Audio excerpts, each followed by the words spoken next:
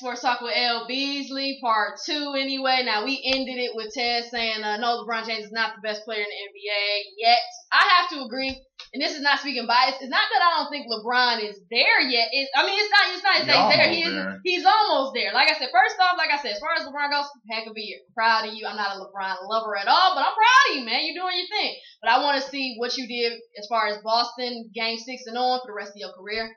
I want to see you improve this jump shot. I want to see you improve the handles and be able to actually make some shots off the dribble, get that fadeaway going. Those are the things that I'm looking for. Because like I said, if I'm going to call you the best, to me, you got to have basically no weakness.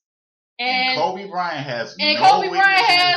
You know what I mean? The only weakness is battling. I'm sorry, not to go ahead. It's father time.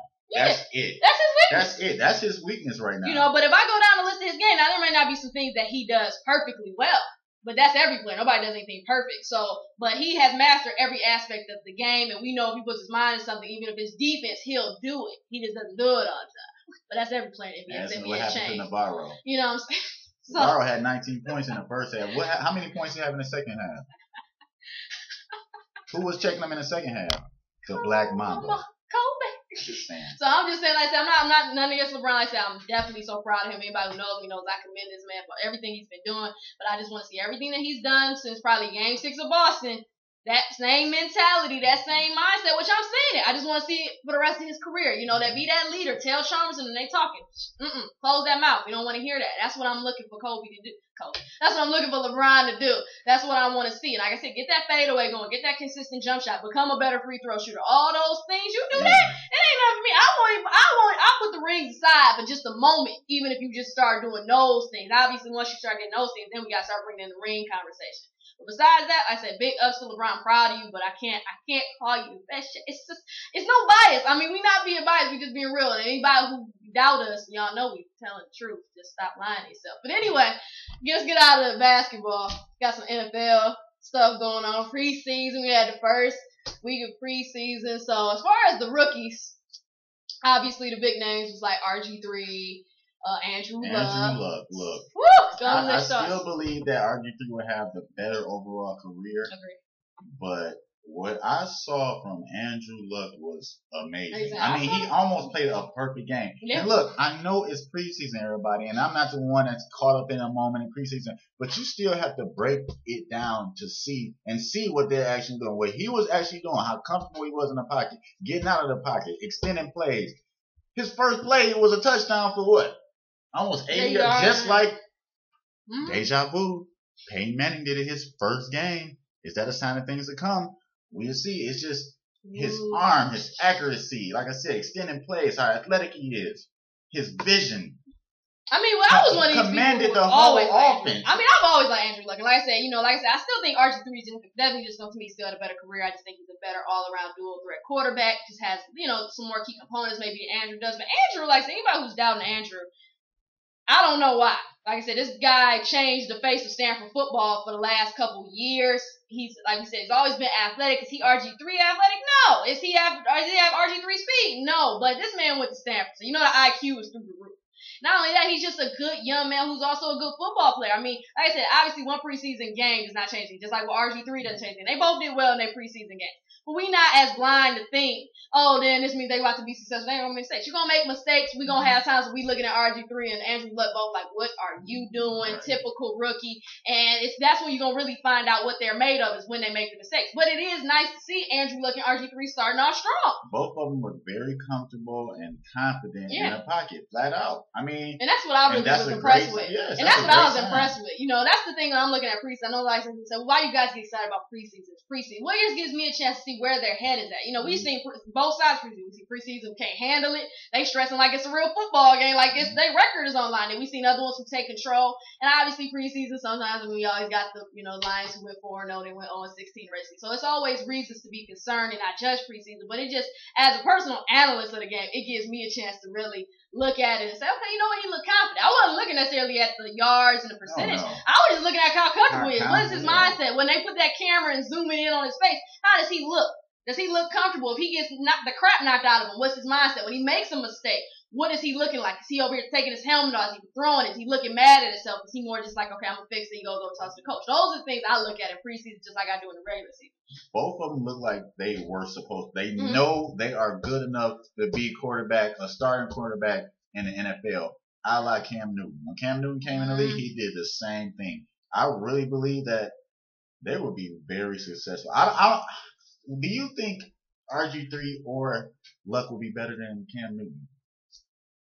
And that's to me that's a hard question. RG3 definitely has the capabilities, but Cam Newton is just such a freak of nature. He's big. I mean, it's just, and I'm not even a Cam Newton fan per se. I've never been like that big, I always respect him just like I respect LeBron and all those other guys, but I've never been like that person who's like, oh, I just love Cam Newton. So I definitely find it hard. Like I said, I think RG3 probably has all the skill components. Maybe he just lacks the same size as Cam to do it.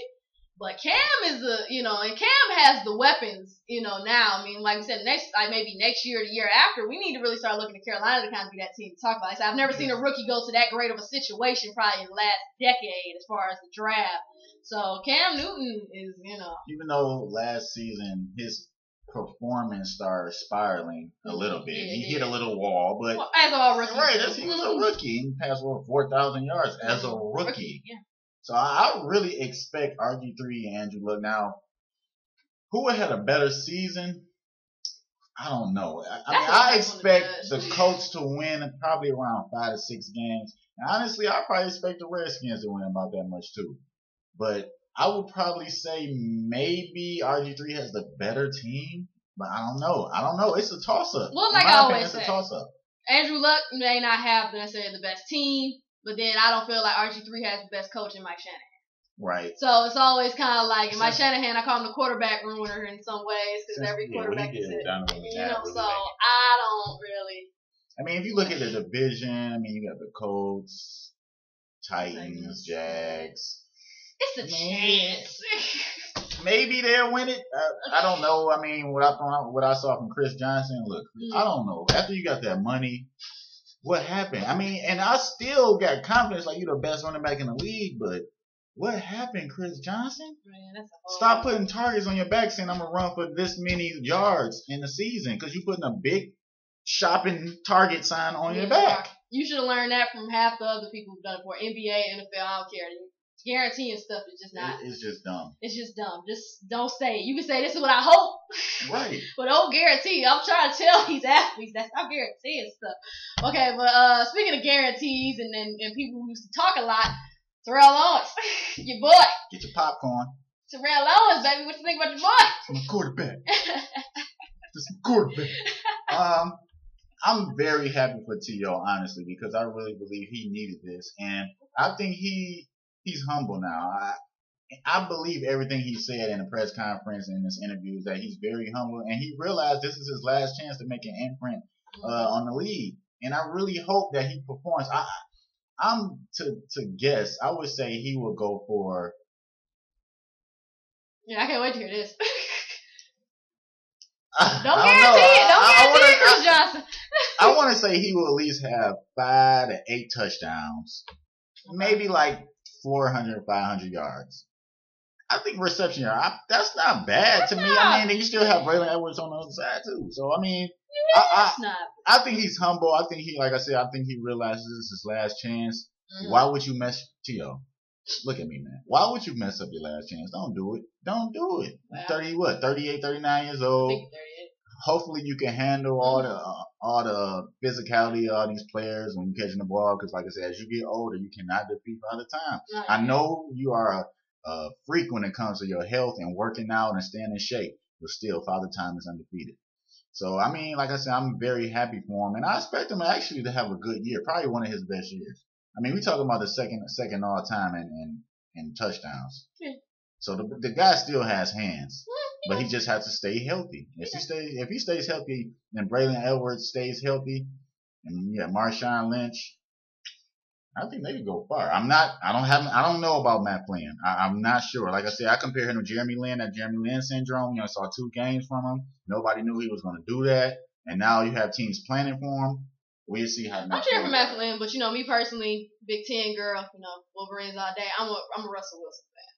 So, so I'm kind of, like I said, I definitely hope Matt Flynn is successful. I loved him at LSU. So, and I love him being so patient on Green Bay and doing his thing. So I definitely hope he is successful. But if not, I will probably be cheering for Russell Wilson, definitely. Because Russell Wilson is somebody I like, I admired as a quarterback. Nice dude. Quarterback, he surprised some people for some reason.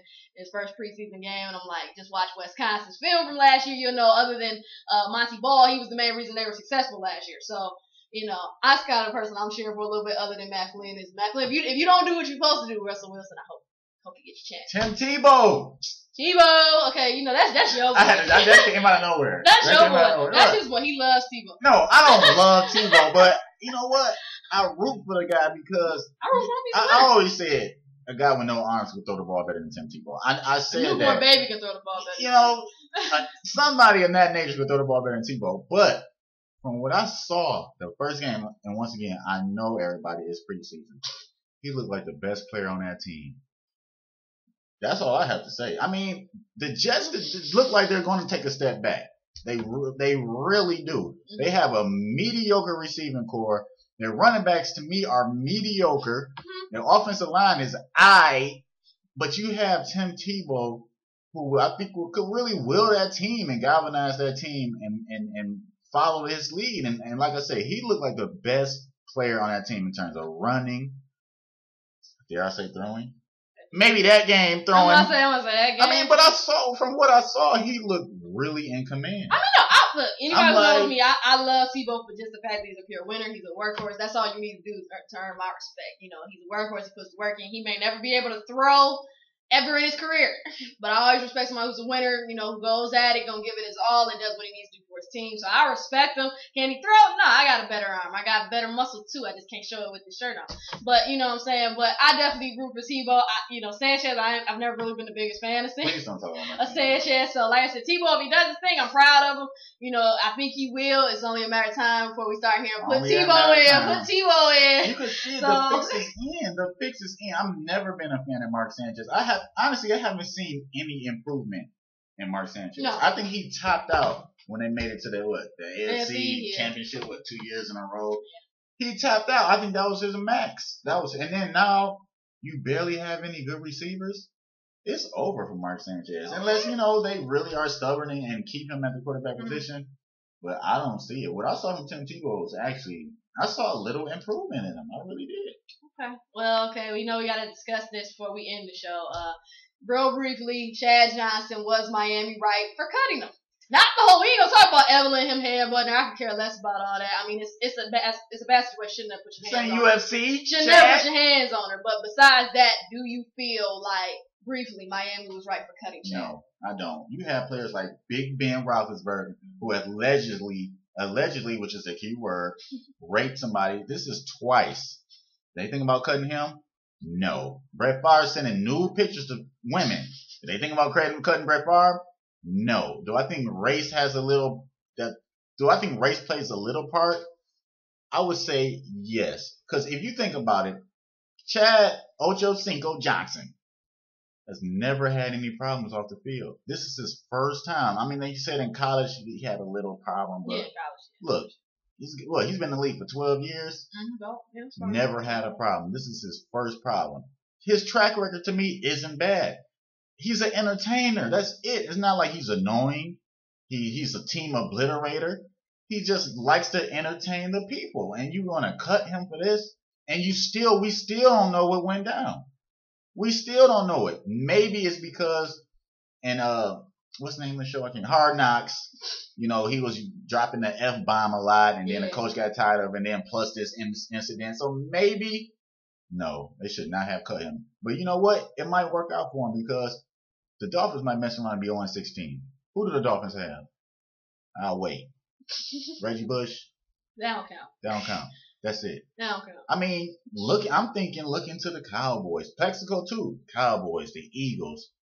I can't really see Plexico on the Patriots. I really don't see him fitting the mold. I don't think Plexico know where he can see himself. Like, this is a funny league, man. Chad is out of work. Plexico looking for work. Terrell was struggling to find work. I mean, this is a changed league. Yes, it is. This is a crazy league nowadays. I mean, it's funny how it's turned. It's a flag football league. Dang on it. You can't even leave your feet now, and you get fined. So this is a changed league, man. It's not pretty. I said it's not even saying I'm just so tempted to turn on 2000, 2003, 4, 05, 6, some type of football back when it was real football. You know, thank God for college. That's all I got. That's what happened when you marry people like Evelyn. I don't know her, but from was it NBA wise, basketball wise, you can see how ratchet she is. Throwing bottles. She got a smart mouth. Look, that's what happened when I'm about to go hard. I can't even say what I was about to say. Well, like I said, you know, I noticed that too. You know, Chad. Like I said, I don't give a crap what happens. Speaking from a female standpoint, first of all, no woman should be putting her hands on any dude. There's no reason I should be doing this to him. And I respect that. Oh, did I nick you? I'm sorry. But right. You know what? She not right. But Chad, at the end of the day, too, you not right. That's why I don't even want to bring that whole Evelyn Chad crap up. Because at the end of the day, if she put her hands on him, she shouldn't have done it. He dang sure shouldn't have put his hands on her. Keep your hands off each other. Chad, you was wrong. Evelyn, you was wrong. It's, you know, just argue it out like 40 days. Yeah, argue it like regular people. Quit with the violence. I'm sick of seeing that. So I'm not discussing that. Were they right for cutting them? I don't necessarily think so, because like I said, I think it's been a lot of players who've done worse, if not the same, and we don't see them get cut, or maybe they go through other stuff, but you know, that's Miami's thing. I can't control it. I don't like what he did, but it's been plenty of other stars before him, and probably after him, who will do the same thing, if not something worse, allegedly, or it actually happens or not.